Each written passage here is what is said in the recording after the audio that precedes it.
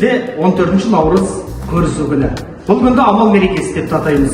Бұл күні өкпе-реніші бар жандар бір-бірін кешірісіп, бір-біріне амандық, саулық, тек қана жақсылық, бақыт тілейді. Және де үлкен кісілерге сәлем беріп, ағайын туыс бас қосып үлкен дастархан жайылады. Олай болса, елімізге келіп жеткен көрісу амал мерекесі құтты болсын. Саламатсыздар ма, рұқсат екен? Ассалаумағалейкум. Уағалейкум ассалам. Өздеріңіз қалайсыздар? Шүкір аман-есен, бүгінгі елімізге келіп жеткен көрісу күні амал мерекесі құтты болсын. Бірге болсын, бірге болсын. Келе жатқан жаңа жылымыз құтты болсын. Саламатсыздар ма балалар?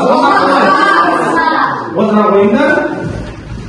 Балалар, айта қойыңыз, бүгін 14 наурыз елімізде қандай мереке? Кім біледі? Оңай жай айта қойыңыз. 14 наурыз амал мерекесі, яғни көрісу күні. Жарайсың. Ал енді балалар, бұл мерекеде біз қандай амалдар жасаймыз? Айта ғой. Ол күні бір-біріне ренжіскен адамдар бір-біріне татуласады. Жарайсың. Тағы қандай амалдар жасаймыз? Кім біледі? Айта ғой. Үлкен кісілерге сәлем беріп, қалың сұрайды. Жарайсың. Тағы кім болып тұрады? Айта ғой. Сол күні дастархан жайып, ағайындылардың басы біргеді.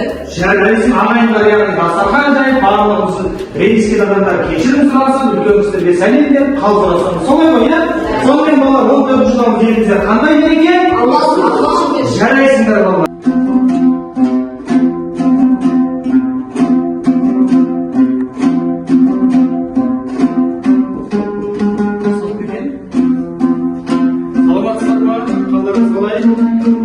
Құрметті жақсылық ағайын, бүгінгі елімізде айтулы мерекеде 14 наурыз күні амал мерекесі көрісу күнді арнайы өзіңізге сәлем берейік деп келдік.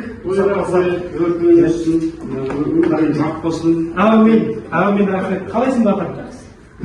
Рахмет, құтты болсын амал мерекесі. 14 наурыз көрісу күнінде жердің тоңы кетіп, адамның аққа, малдың көкке ілінетін шағы, күннің шуағы жер жүзін нұрландырып, жер жүзін қыздырып, бәйшешек гүлі көктейді. Және осынау айтулы мерекемізде наурызы құттысы келеді. Және де ұлыстың ұлы күніне деген алғашқы қадам дайындықтар басталады. Өкпе-реніштерін ұмытып, адамдар бір-бірін етене жақын араласып, дастархан жайылады. Осынау айтулы мерекемізде барша отбасыға амандық, дендеріңізге саулық, отбасыларыңызға байлық тілейміз.